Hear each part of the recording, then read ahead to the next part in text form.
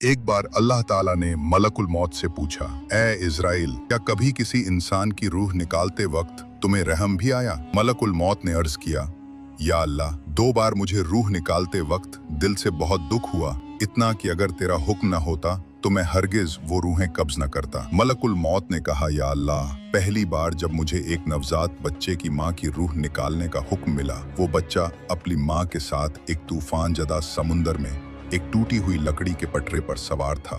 उस वक्त उस मासूम बच्चे का इस पूरी कायनात में सिर्फ एक ही सहारा था, उसकी माँ। तब मुझे हुक्म मिला कि उस बच्चे की माँ की रूह कब्ज कर लूं। या रब, उस लम्हे दिल फट गया, उस मासूम पर बेपनाह रहम आया। और दूसरी दफा एक बादशाह, उसने शौक और आरजू से एक शहर बनवाया था, इतना शानदार कि पूरी दुनिया में वैसा शहर कहीं और नहीं था। जब वो बादशाह अपने उस नए शहर का दीदार करने पहुंचा और उसका पहला कदम शहर के दरवाजे में पड़ा, तो मुझे हुक्म हुआ, उसकी जान निकाल लो। उस वक्त मुझे बहुत रोना आया।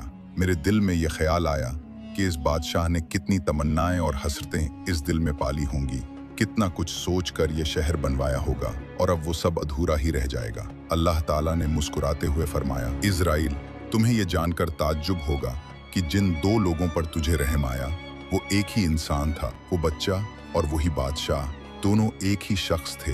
उस शख्स का नाम है शद्दाद। हमने उसे समुंदर के तूफानों में भी माँ के बगैर महफूज रखा, उसे जिंदा रखा, पाला पोसा, उसे दौलत और शान और शौकत की बुलंदियों तक पहुंचाया। लेकिन जब वो ताकत और दौलत के इस मुकाम पर पहुंचा तो उसने हमारी वहदानियत को चैलेंज करता है और अब मेरे ही मुकाबले में खड़ा हो गया। आखिरकार उसने अपनी सजा पाई। अल्लाह हमें घमंड और तकब्बुर करने से बचाए। दोस्तों, कमेंट्स में आमीन जरूर लिखो।